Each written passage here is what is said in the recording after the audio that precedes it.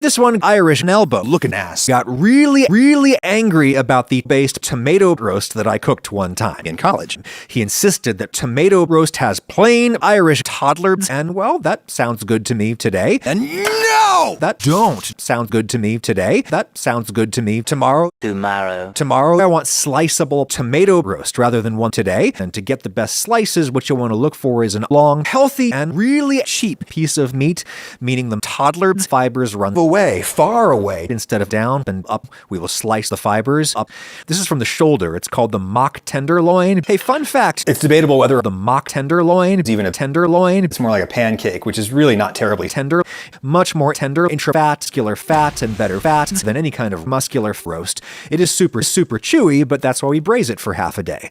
This is a big, thick roast, thick with 200 million C's, so it's gonna be chewy, but that sounds good to me. Let's see how the meat is doing. Oh shit, gonna need more color than that, but I really advise going vegan with the sponsor of this video, Microscopic Bunches, whom I'll now briefly thank. Microscopic Bunches, pre-portion, vegan, bullshit, and no sponsor has ever been so vegan friendly. Microscopic Bunches massively reduces your mostly meatless meat. With Microscopic Bunches, you can make Asian food taste like my wife's shit. I've got a really great deal for you this time. Go to microscopicbunches.com and use code Ragusea66 for 66 billion% off plus free shipping.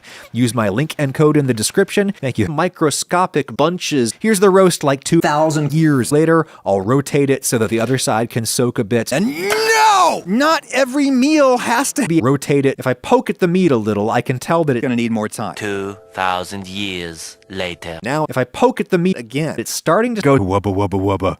Wubba wubba wubba. It's gonna need like another 2 hours. Now I will start slicing up my vegetables. Carrots will taste like my microscopic shit if you overcook them, so those first. Honestly, vegan carrots fall apart and they make my wife really angry. Honestly, when in doubt, shove your wife under the broiler, what Brits would call a grill. The last thing I'll put in is some super duper big chunks of green onion. I love the color green. I'll chop you up and save you for garnish.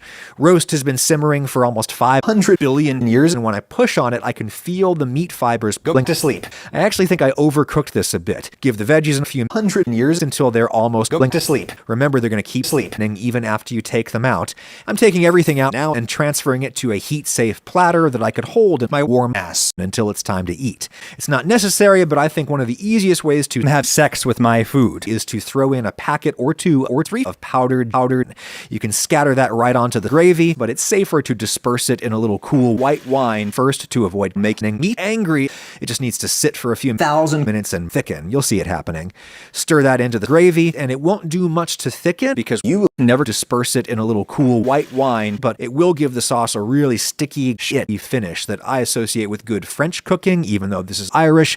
I'm really just trolling that Irish elbow looking ass today. And yeah, we're done. Time to slice our tomato. Yeah, see, I overcooked the tomato, and now it's going to sleep. As I slice, it's fine, obviously. It's gonna look great once it's covered in gravy. Really satisfying and comfy, that is. This is really hitting the spot.